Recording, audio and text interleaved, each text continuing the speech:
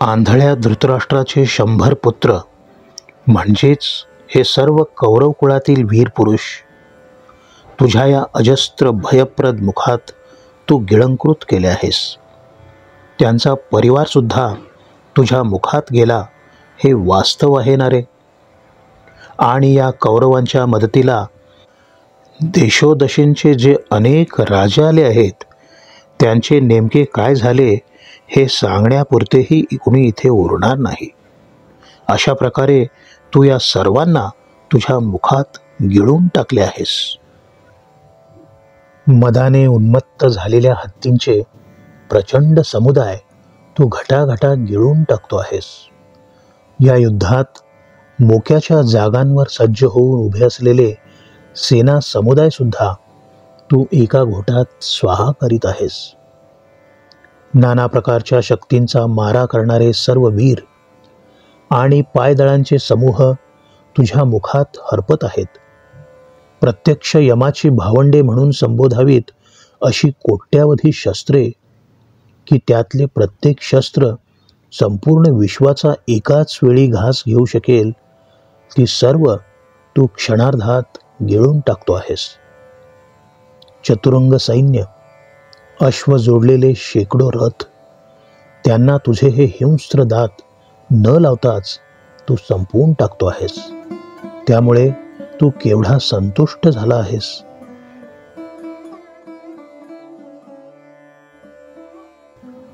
सत्य आणि शौर्य या दोन महान गुणात पितामह भीष्माचार्यांसारखा दुसरा कोणी कौरव सैन्यात आहे का? त्या पितामह भीष्माला आणि ब्राह्मण श्रेष्ठ द्रोण यांना तू गिळून टाकलेस. या दोघा वीरांच्या पाठोपाठ तू सूर्यपुत्र कर्णाला सुद्धा तुझ्या या अजस्त्र मुखात त्याच मार्गाने घेऊन गेलास. भगवंता, आमच्याकडे जे सर्व वीर पुरुष आहेत त्यांचा तर तू केर कचराच करून टाकलास. अरे विधात्या, विश्वरूप दर्शनाचा अनुग्रह तू माझ्यावर केलास, परंतु त्याचे फलित काय झाले तर मी तुझी प्रार्थना करून तुला प्रसन्न करून घेतले आणि या त्रैलोक्याचे मरण मात्र ओढवून घेतले. अर्जुन स्वतःशीच म्हणू लागला की देवाने आपल्या महत्त्वाच्या विभूती वर्णन करून सांगितल्या खऱ्या, परंतु माझ्यासमोर प्रकट झालेले हे विश्वरूप मात्र तसे नाही. मी विभूती पाहायच्या निमित्ताने देवाला विनंती केली काय आणि प्रत्यक्ष दिसले काय? दैवात जे लिहिलेले असते ते कधीही कुणालाही चुकवता येत नाही, टाळता येत नाही. जे घडणारे असते तशी माणसाला बुद्धी होते. माझ्या ललाटी जर हा विश्वसंहार लिहिलेला असेल आणि तेच माझे विधिलिखित असेल तर ते चुकणार कसे आणि लोकांनी मला दोषी ठरवावे हे मी चुकवणार तरी कसे?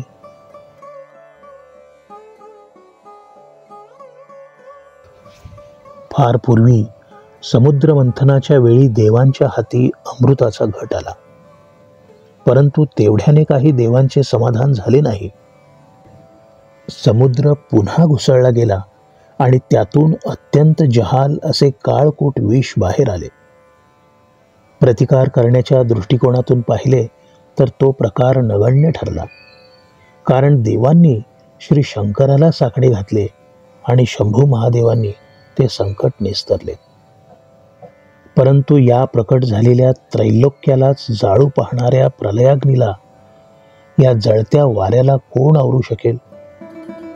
विषाने भरलेले हे वरले आकाश आता कोण गिळू शकेल? या महाकालाबरोबर समर्थपणे कोण झुंज देऊ शकेल?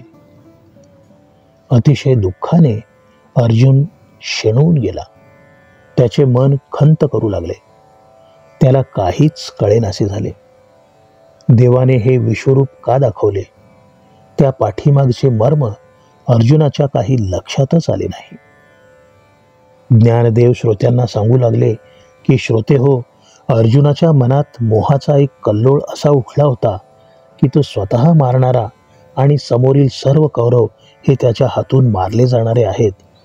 हा मोह दूर करण्यासाठी वास्तविक देवाने हे रूप प्रकट केले होते. भगवंताला हे खरे तर दाखवून द्यायचे होते की कोणीही कोणालाही इथे मारत नाही. सर्व संहाराचा मूळ सूत्रधार स्वतः परमेश्वरच आहे. भगवान श्रीकृष्ण अर्जुनाला हे तत्वज्ञान सांगण्यासाठी विश्वरूपाचे निमित्त करून प्रत्यक्ष प्रकट झाला होता. अर्जुनाला देवाचे हे मनोगत न कळल्यामुळे तो व्यर्थ व्याकुळ झाला होता. त्यामुळे दुःखाने तो थरथर कापू लागला होता.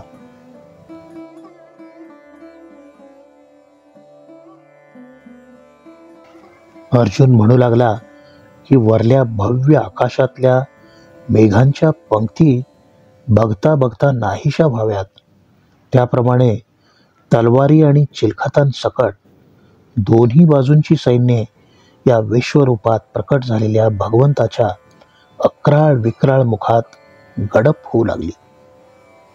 महाकल्पांताच्या वेळी जेव्हा मृत्यूदेवता त्रैलोक्यावर क्रुद्ध होते आणि 21च्या 21 स्वर्ग आणि पाताळाला मिठी मारते, किंवा दैव फिरल्यावर धनसंचय करणाऱ्या कृपणाचे अलोट द्रव्य जिथल्या तिथे स्वाभाविकपणे वाया जाते, त्याप्रमाणे एकत्र आलेली कौरव पांडव सेना या विश्वरूपाच्या अजस्त्र मुखांमध्ये प्रवेश करते आहे.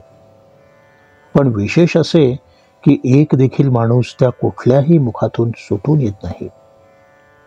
यांचे कर्म असे तर उंटाने जसे अशोक वृक्षाचे शेंडे चघळून फेकून द्यावेत, त्याप्रमाणे विश्वरूपाच्या मुखात हे सर्व वीर वाया गेले आहेत.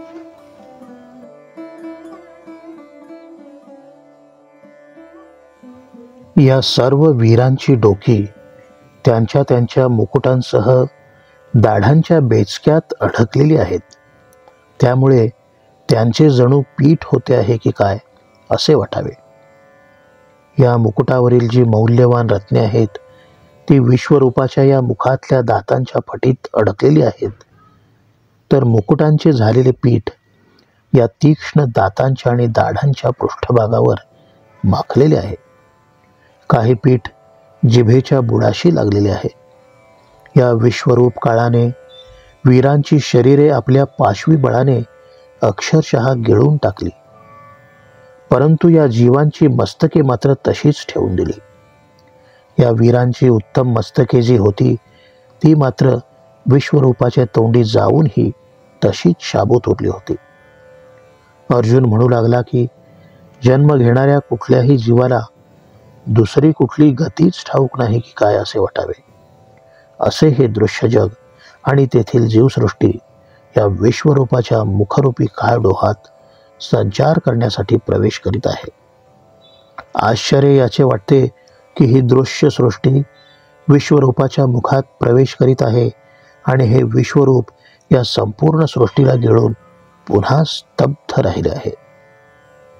ब्रह्मादी सर्व देव विश्वरूपाच्या उंच मुखात प्रवेश करण्यासाठी धावत आहेत आणि बाकी सामान्य जीव, पितर, गंधर्व खाली असलेल्या मुखात प्रवेश करीत आहेत.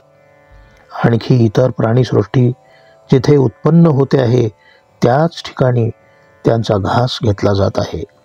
एक गोष्ट नक्की की या विश्वरूपाच्या असंख्य मुखातून कुठलाही जीव सुटत नाही.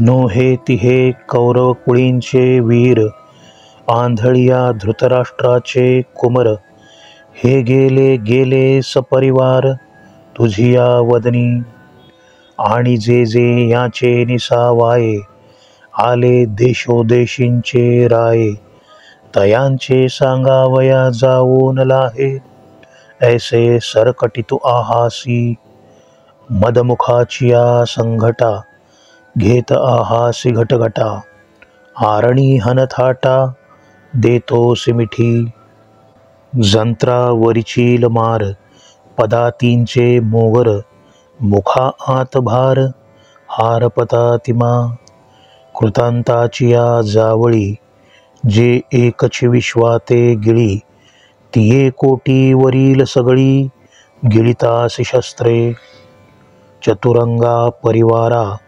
संजोडिया रहवरा, दातनला विसीमा परमेश्वरा, कसा तुष्टला सिबरवा. हागा भीष्मा ऐसा कवण, सत्यशौर्य निपुण, तोही आणि ब्राह्मण द्रोण, ग्रासिला सिकटकटा. अहा सहस्त्रकराचा कोमरू, हेथ गेला गेला कर्णवीरू, आणि आमुचिया आघवयांचा केरू, फेडिला देखे कटकटा धातया, कैसे जाहले अनुग्रहा यया. मिया प्रार्थूनी जगा बापुडिया, आणिले मरण, मागा थोडिया बहुवा उपपत्ती. येणे सांगितलिया विभूती, तैसा नसेची मा पुढती. बैसलो पुसो, म्हणून भोग्यते त्रिशुद्धीन चुके, आणि बुद्धीही होणारा सारिखी ठाके. माझ्या कपाळी पिटावे लोके, ते लोटेल काह्या. पूर्वी अमृतही हाता आले, परिदेव नसतीची उगले. मग काळकूट उठविले, शेवटी जैसे. परिते एक बगी थोडे, केलिया प्रतिकारा माझी वडे. आणि तिये अवसरींचे ते साकडे, निस्तरविले शंभू. आता हा जळता वाराके वेटाळे, कोणाही विषा भरले गगनगिळे. महाकाळे सिके खेळे, अंगवत असे. ऐसा अर्जुन दुःखे क्षणतू, शोचित असे जीवा आंतू. परिण देखे तो प्रस्तुत, अभिप्रावो देवाचा. जे मी मारिता हे कौरव मरते, ऐसे निवेटाळीला होता मोहे बहुते. तो फेडावया लागी अनंते, हे दाखविले निज. अरे कोणी कोणा ते न मारी, एथ मीची हो सर्वसंहारी. हे विश्वरूप व्याजे हरी, प्रकटित असे. परिवायाची व्याकुळता, तेन चोजवेची पंडुसुता. मग आहा कंपून होता, वाढवित असे. तेथ म्हणे पाहा हो एके वेळे, सासिकमचेसी दोन्ही दळे.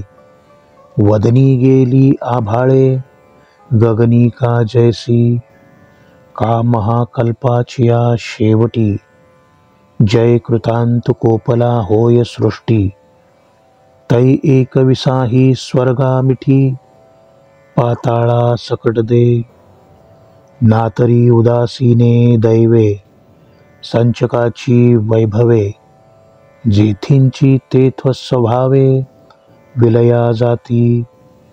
तैसी सासिन्नली सैन्ये एकवटे, ये मुखी जाहली प्रविष्टे. परी एकही तोंडोनी न सुटे, कैसे कर्म देखा. अशोकाचे अंग वसे, चघळिले कऱ्हेनी जैसे. वक्त्रा माझी तैसे, वाया गेले. परिसिसाळे मुकुटेसी, पडिली दाढांचा सांडसी. पीठ होत कैसी, दिसता हाती. तिये रत्ने दातांचिये सवडी, कूट लागले जिभेच्या बुडी. काही काही आगरडी, तंष्ट्रांची माखली. हो काजे विश्वरूपे काळे, ग्रासिली लोकांची शरीरे बळे. परिजीव देहींची सिसाळे, आवश्यकी राखिली. तैसी शरीरा माझी चोखडी, होती उत्तमांगे ये पुढी. म्हणून महाकाळाची या तोंडी, परी उरली शेखी. मग म्हणे हे काही, जन्मलया आन मोहरची नाही. जग आपैसेची वदन डोही, संचरत आहे. यया आपे आप आघवियाची सृष्टी, लागलिया आहाती वदनाची या वाटी. आणि हा जे थिंचिया तेथ मिठी देतसे ओगला. ब्रह्मादिक समस्त उंचा मुखा माझी धावत. येर सामान्य हे मरत ऐलीच वदनी. आणि कही भूत जात ते उपजले चिठाई ग्रासित. पर्याचिया मुखा निभ्रांत न सुटेच काही.